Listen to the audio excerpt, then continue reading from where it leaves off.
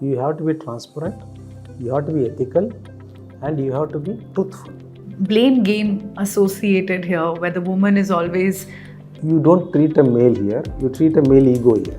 I have seen in instances even in small town where the person is married second time because they are not able to conceive, and after that you come to know There must be so many stories like this, which. so many stories. Two of his babies, they died in the lap of his mother because they had some type of a genetic defect. New options of treatment we have wherein we can identify the gene which causes such a problem. Taboo in rural areas in India. There were women, if they were not able to conceive, then they were barred from all the social functions.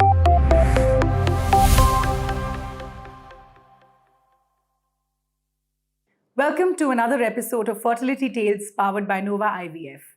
I'm your host Simrat, and this is a podcast designed specially for those seeking guidance and insights in infertility treatments in India. Today we have a very special guest with us, an eminent IVF consultant who has helped realize many a couple's dreams. Dr. Mahesh Koregol, it's a pleasure to have you with us. Namaste. Thank you. Doctor, let's start at the very beginning. How did you choose the profession of medicine, and how did you come about specializing in gynecology specifically? This is a very interesting question, and I should say that this is a very emotional question for me because this has been a dream for my father as well as for me to be a doctor. And then my father, in his youth days, he did a lot of odd jobs. He comes from a very small village in North Karnataka, and one of them was working with another practitioner doctor to help him. And then over the time, he did write entrance examinations to be a doctor, but then fees was not much. It was in few hundreds, but then those days it was a big family, and it was a small town, small village, and he couldn't afford it. But then always it was his desire to be a doctor, and then he couldn't do it. And then he was, when we were born, he was telling us the stories as to what was the medicine and what was the need to be a doctor, and how you can reach to small villages wherein there was no medical facility and people were suffering because of so many diseases which could have been cured easily. And all those things inspired us when we grew up. So over the time when we were writing an entrance examination, I didn't even think of taking anything other than biology. Mathematics examination as an entrance for a CET, common entrance test, I didn't even write a mathematics examination because I wanted to become a doctor, and in that time I studied for a biology, and again I wrote a biology paper, and then here we are. I became a doctor. I have two sisters, an elder sister who is a postgraduate and a professor in dentistry, and younger sister a professor in dermatology. All three of us. All three are doctors. All of us are doctors. How amazing. We are all doing well, luckily, and it was my father who is an inspirational person for us to become a doctor. And then my mother, who was a graduate those days, was a backbone behind our studies, who made us study well. I thank my parents that today I am a doctor. That's so interesting, Doctor. Right from humble beginnings and realizing your parents' dreams, you are such a eminent IVF consultant today. Doctor, within medicine, how did you come about choosing gynecology as a profession? That's again an excellent question. Yeah, I come from a humble beginning and a small town, wherein there is a lot of people. I used to see they suffer, a lot of women especially. I was very close with my mom, and I have two sisters. So, and I was very close with my Dodamma, that is my mother's younger sister, and everybody, all women. I saw so many sufferings among them, and then they couldn't tell it to outside world or even to the men, and there was no much access to the healthcare facility. I even saw a lot of people suffering with infertility and other consequences. All this inspired me in the beginning to become a person who can cater better for a woman's healthcare, who can reach out to the suffering of these people and do something about this. So that inspired me to take a gynecology as a profession, and this helped me over the career to reach so many people that now I'm satisfied with the decision that I've made. That's very interesting to know, Doctor. But like you mentioned that you've taken gynecology to help women. Gynecology in itself is a very female-dominated space. What are the advantages and disadvantages of yourself being a male gynecologist? How have you been able to tackle that? See, this is a very important question. Yes, there is an inhibition in certain people, a certain strata of society. Yes, there is an inhibition to go to a male gynecologist as such. Correct. We have seen that, but then it also helps me in the other way around. There are a lot of men who cannot express something to a lady gynecologist, so they come to me and say what is their problem. So, for example, somebody is suffering with some kind of a male disorder, maybe something to do with the fertility or something to do with sexual life or any kind of male related problems. They cannot open up to a lady gynecologist. They come to me. That is number one. And the men do come with the problem of the wife has, so that they can be more expressive, they can talk more openly to me, and then men can explain what is the problem and they can seek solutions from me. So in a way it has been advantageous for me in my journey. Yes, there has been some kind of a reservation in some people, but then that has not affected to greater extent. And when you grow with the experience and you have a name, then definitely people recognize you, because always in India, country like India, a doctor is treated more like a god. So that much of a discrimination does not come. And now in my profession, I don't see much of a discrimination, and I'm happy with what kind of a response I'm seeing. Doctor, originating from Bagalkot, which is a non-metro town, how do you perceive the cultural attitudes, especially when IVF still holds a degree of taboo in rural areas in India? Yes, this is a very nice question. I come from a small place. Bagalkot was a small taluka in North Karnataka, and I saw a lot of stigma associated with infertility, even to the extent that there were women, if they were not able to conceive, then they were barred from all the social functions, or any good shubhakarya, what they call, any good festivals, or anybody's good functions happening in the house. They were not even invited. Even if they come, they were insulted. Those were the days, even I literally saw in the towns. And there were instances wherein even the husband was asked, or even they married another woman just because they cannot conceive, the lady cannot conceive. So a lot of sufferings in the small towns, even villages, even till today, there are a lot of sufferings I see.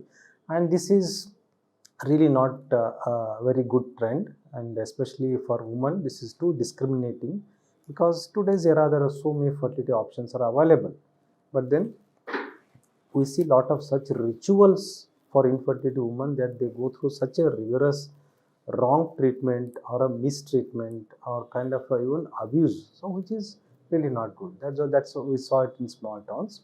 Having said that, now there are a lot of awareness is happening. I see a lot of changes even in the small towns, because there are so many awareness campaign, everything happening. And the days what were there couple of decades back is quite different scenario today. There is a quite good awareness, education, different of the work of media, and everything has helped. So the scenario is going towards a positive change. Right. So, doctor, how do you counsel how do you counsel the patients? Because I believe counseling is also very important for the couple coming from various strata of the society. They could be educated, they could be otherwise, but how do you approach that? See, in India, when we talk to the couple, it is not couple. We talk to the family. Right. So it is in many cases, it is not the couple, they are decision making people. It's the elders also in the family, the siblings in the family. So we generally make everyone understand. So if they are educated couple, generally they come alone. Suppose if they are not semi-educated or small town, they come with the family. So we have to explain everybody that how common is this problem. You are not the only one. So then we tell the family that yes, because health is taken for granted. When somebody comes, the first stage is 100 years. My grandfather never went to hospital. It has been 60 years. I have not gone to hospital. See my child. He used to have 10 babies those days, and now he is not able to. See, all these lot of problems or small talks will come. But then we have to make them understand, not only the couple, also the family, that what are the changes happening in the body and why these particular problems come. So we counsel not only the couple, but also the family members who need to understand, so that they don't go into some untraditional methods of treatment which are more harmful. or too much trying for a long time for the religious way, or going to temples and other things. These all things we need to tell them what exactly is the problem, how this problem happened, and what are the possible solutions. And they are not the only people. So there is a large population which has some problems like this. So we explain like this in detail in their own language, they understand better, so that they take a informed choices of treatment. So we feel that nowadays they are more open up to treatment than before. Like you rightly said, doctor, there's so much stigma around IVF and infertility that we should be considering it as any other disease that is prevalent in this world and which is treatable.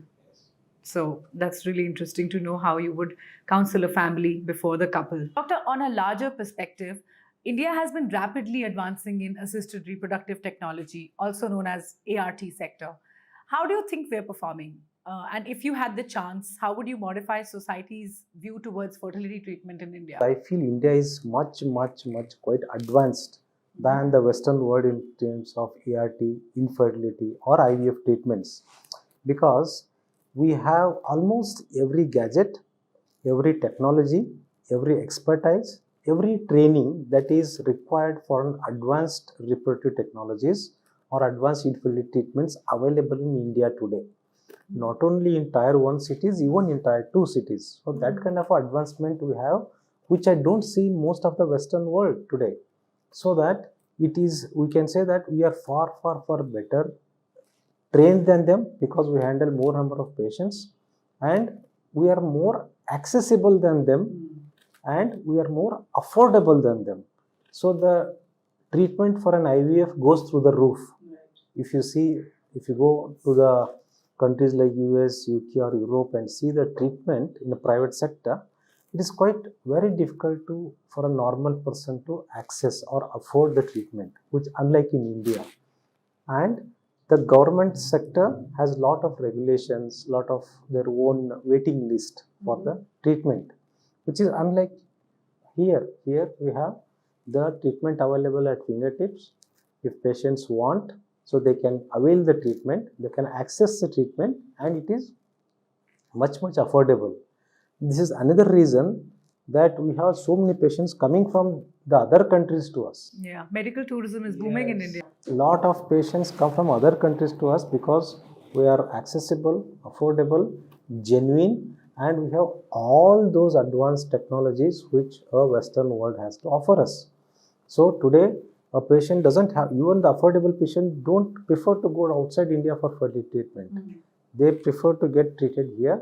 So there are top class fertility networks, fertility hospitals, and top class doctors are available, and top class embryologists, gadgets, equipments, everything is available. Then the skill with technology. Yes, then why we think somebody has to go out of India, or even we see the lot of influx, lot of people coming from there here, because India has shown or proven itself a superior, accessible and affordable person or the country in terms of patient care.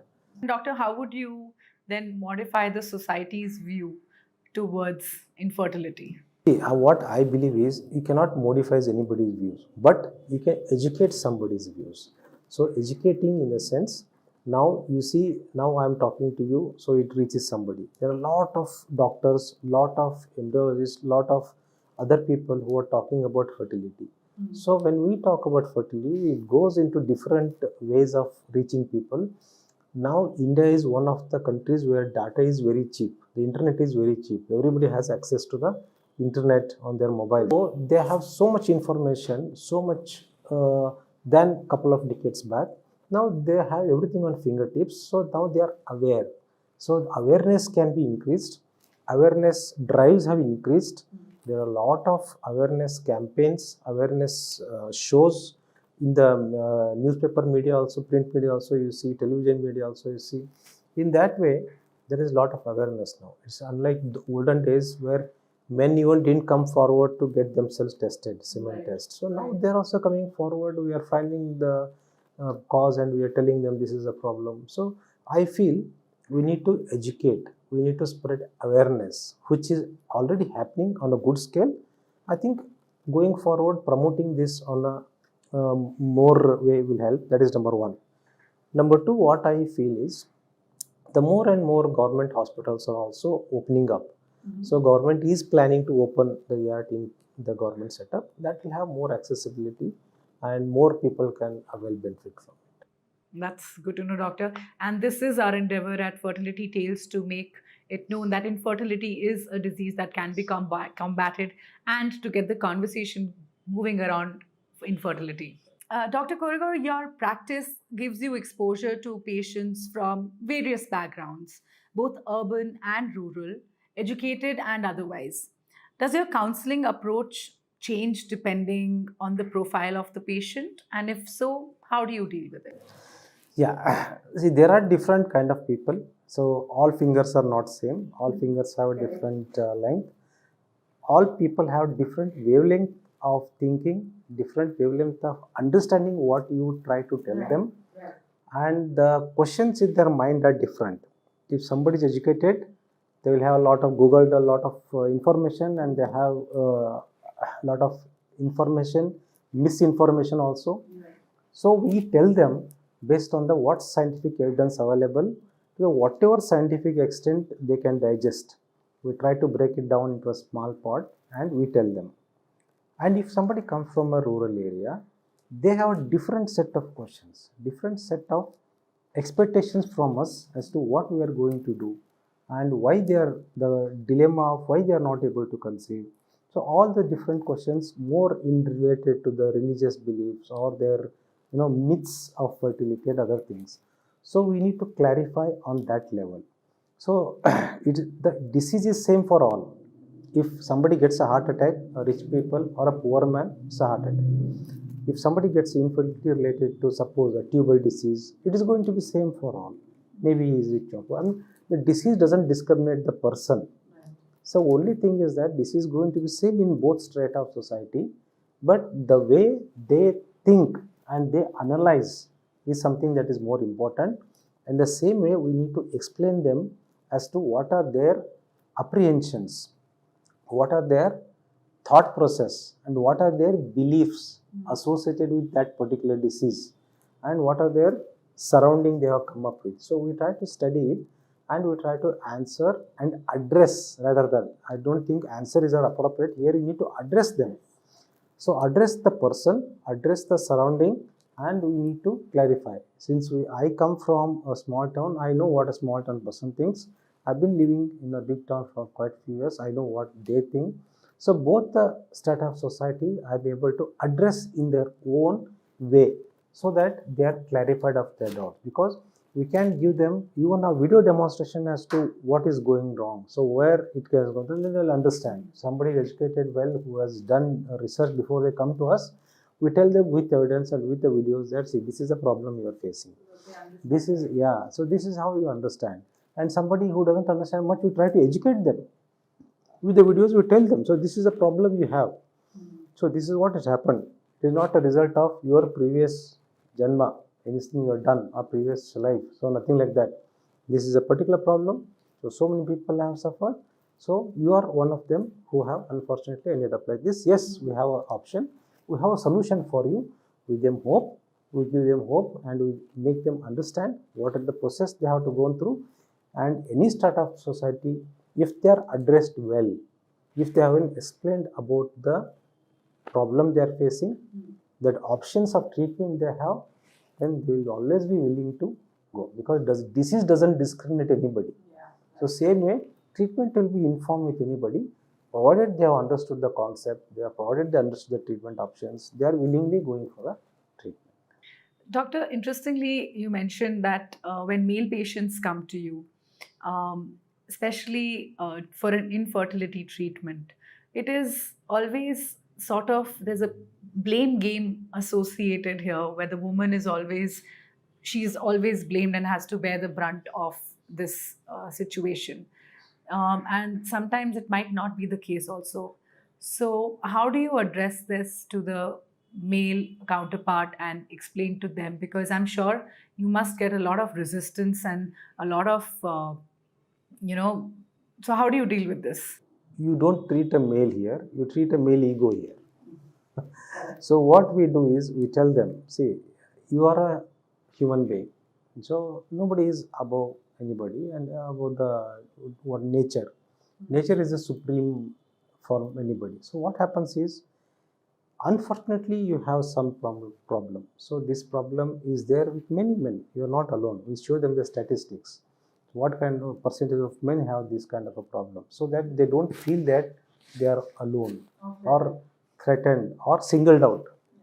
So it is not a blame game that you are responsible, I am responsible. As a unit, as husband and wife, as a family, you are one. If you have a problem, it is my problem. I have a problem, your problem. So that attitude they have to develop. So it is not the question that you are not answerable to anybody, but then you will have to need a family. So that's why you are here. So, but then how best we can offer you the treatment, and then keep your ego aside. Many people have this kind of a problem, and what I can do for you, I can explain to them. And I have seen in instances even in small town where the person is married second time because they are not able to conceive, and after that we come to know that person himself doesn't have capacity to have a baby. But then, unfortunately, a second time he got married because that kind of a male ego. Right. Yeah, we have seen all kinds of men, but then with increasing awareness, I see that more men are coming ahead to get themselves tested, and acceptance rate is much better than couple of decades back. Now the acceptance is quite good. They are acceptable and amenable to any treatment of options they are going to offer. And now it is much more easier job to convince a man than it was few years. Because you have statistics to show and to tell them that they're not alone. That's very valid. Doctor, your profession indeed brings so much joy and happiness and hope to so many couples. Do you have any moment that stands out for you and a particular story that tugs at your heartstrings? Yes, there are not one story, there are hundreds of stories I can tell if the time permits. But then there are quite a few. And there was a doctor he was my colleague. He lost two of his babies. They died in the lap of his mother because they had some type of a genetic defect. So this was genetic defect wherein baby could not survive after some time. So this is a very sad phase, which I could say for the couple, wherein it's heartbreaking for any parent to have the babies, they left the world on their lap. But then with the new technologies, new options of treatment, we have wherein we can identify the gene which causes such a problem, and we can have a healthy baby, healthy embryo to transfer, which will give them a healthy baby. Right. So we have successfully given, and now the parents are the happy couple with a healthy child, and now they come and meet me often, and then that joy in their eyes, that makes my life fulfilled, whatever I've done for. And there must be so many stories like this, so many stories wherein I can remember a couple whose two children wanted to play. They went out, they're playing near the pond. Unfortunately, they just got drowned in the pond. And parents are devastated to the extent that mother was willing to commit a suicide. So that kind of a scenario. And after two children, the family planning surgery is done in India. So they tried to reverse the surgery, they tried to do all that, but then still they didn't conceive. So they were broken emotionally and they were beyond consoling. So they came to me and then I counseled them. They need more talking, more assurance. And luckily, after the IVF treatment, the couple could conceive. So they forgot the sorrow they had because of the babies they lost, and now the new baby has brought in new world, new hopes, new aspirations. That's true. And now I could see the change in the mother when she came to me for the first time, sat in front of me, cried for an hour, and now when she comes to show me her babies, I can see the hope and the new reason to be and new reason to live. Eyes. That's so hard. And yes, this is something that I can relate with n number of my patients. N number of patients. So this is just a couple of good endings I'm telling you. There are a lot of people who have struggled in their life and they have achieved happiness after a successful IVF treatment or some genetic abnormalities. So we rule out those genetic abnormalities and transfer the healthy embryos. The pre-implantation genetic testing has helped known genetic disorder people. So all these success stories are way beyond the pleasure or happiness they give us, and this is the most professional satisfaction that is there and makes our profession more worth. And keeps you going also, I think. And the somebody patient sends their photographs on the mobile and they tell the see doctor, this baby is playing today, he is first day of his walking, first day of his school. This comes in the evening and my day is done. So this kind of a picture I keep getting every day. Different parents. So they tell that this is the first time my baby walked today. First time he sat without support. First time he's going to school. Please send your blessings to us. And you've been part of the couples Yes. first also. Every stage they remember me, and this is what makes me much happier. And no amount of the whatever I work, how much tiredly I work, I'm satisfied at the end of the day that I'm bringing happiness to a couple who are otherwise are feeling themselves as doomed. That's so lovely, doctor. Doctor, sometimes things don't go as planned. Sometimes there are successes and failures. How do you prep the couple or people who are not able to conceive or have a child of their own? See, when they come to me, they generally try all the different versions of treatment in a small doctor, small clinics or other gynecologists. They come and they generally come to me after they fail everything. And they are already in a position, they are desperate that doctor, we have tried so much, we have been financially, we have spent so much, emotionally, physically, everything we have endured. And what is there for us? I tell them based on the whatever the condition they have, this is a treatment option I can offer you at the best. And yes, I cannot play God. I cannot assure you 100% success with whatever I'm offering you. So I'm not lying. I'm being honest with you. No matter anywhere you go across the world, not only in India, any country you think, nobody can offer you 100% success. So the technology, IVF technology itself is couple of decades old. It's not a very old technology which has not been refined yet to bring you 100%. So suppose if you have appendix problem, appendicectomy, the problem is solved. This is not like that. So infertility or an IVF treatment is not something that at the fingertips I can give you 100% success. So it is not like that. But I will make sure that best of the treatment is offered to you. Cutting edge, world class treatment is offered to you. And I can assure the best of the results under me, most ethical way, most transparent way. Everything is told to you, always available for discussions whenever you have doubt. But then we have to know before we start our journey that it is not 100% guaranteed. Right. So you have to set some expectations and realities. You have to be transparent, you have to be ethical, and you have to be truthful so that they know before they start. Not only before they start, during that course of treatment, if you are seeing something, keep communicating. So communication is the key. So keep communicating with the people. Tell them this is the problem I am seeing. This might lead to this problem. This might lead to this kind of a situation, so that patient is well aware. The couple are well aware of what you are trying to do. Even if it fails, they know that you have spoken to them about this and why it happened and what are the next possible solution steps. So if they are aware, if you have communicated well, they will. And as long as they are informed. Yes.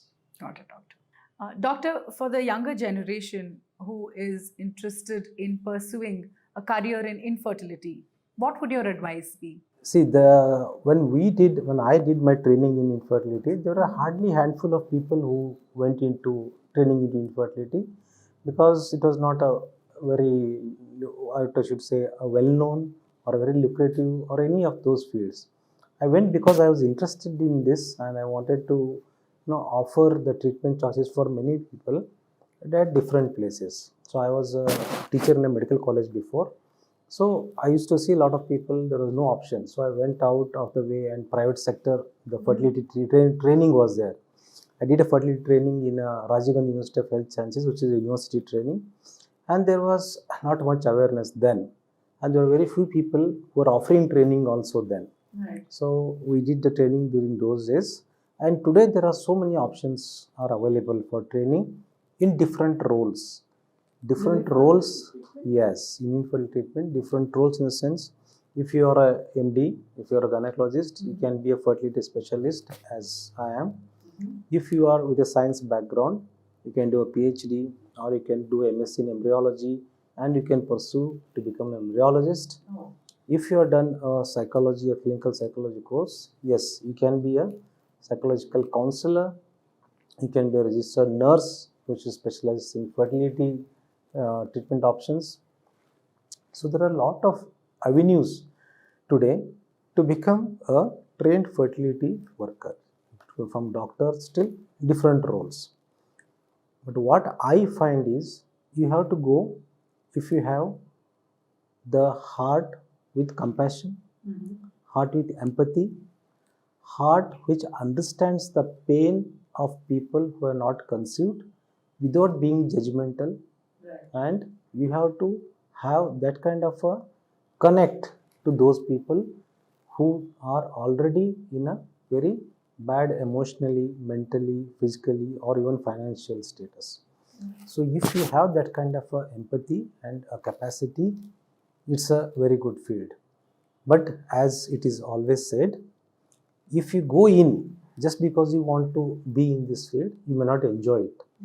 If you do a work which you don't love, it's called stress. If you do a work which you love, it is a passion. So passion, if you are doing the work, you don't feel the stress. If you're doing it passionately, and you will do a good work, good job. So making money is not the criteria, but having a passion to treat couple who are suffering and how much I can offer for them is the criteria, and these different roles are there. Sounds like empathy is at the core of the being for this profession. At the same time, it sounds like a very robust ecosystem in fertility. Doctor, as your passion is your work, what are your hobbies and what are your other passions than this career, and how do you make time for that? Yeah. See, my passion is basically I come from a very humble background. I studied in a government Kannada school, so I was not a private convent educated man. And as a boy, I ate midday meals that was given by the government. So I've come from that kind of a small school in a small town, and my Kannada used to be good, and I had a very good Kannada education. And now with the Kannada, that kind of foundation, I write a lot of Kannada poetry, and especially those societal problems in Kannada I can express, and a lot of people it reaches. I'm writing a book with kind of stories now, and a lot of poetry I've written over the time. And yes, we don't have time, but then I travel a lot. I do free infertility camps for the couple across Karnataka, some part of Andhra and Tamil Nadu, everywhere. During journey, I write.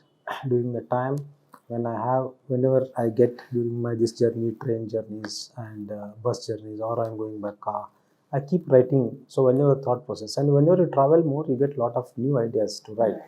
You see new people, you meet new people, you get new ideas. You're exposed to newer problems, so newer way of thinking. So this has helped me to write more and about poetry. Traveling is also my another passion, and now with the traveling and with the free camps, I travel a lot, and I love what I am doing, and I am able to connect with the grassroots level and even the people of all small society or small startup society, small towns. This has given me insight into my life and know what makes you happy. So there are two people who are rich. That is one who has a lot of money, one who has less needs. So this is a concept I see so many happy people in so many places. So that has in turn made me happy. That's so true. That's so true. Doctor, your commitment towards making people aware about this has been commendable, and it has been an enlightening conversation. Thank you so much for your insights. Thank you for having me here. It was indeed a pleasure. To our listeners, thank you for joining us today. Stay tuned for more inspiring stories, expert insights, and a sense of community. Do not forget to like, share, and subscribe. Until next time, this is your host Simrat. Stay hopeful.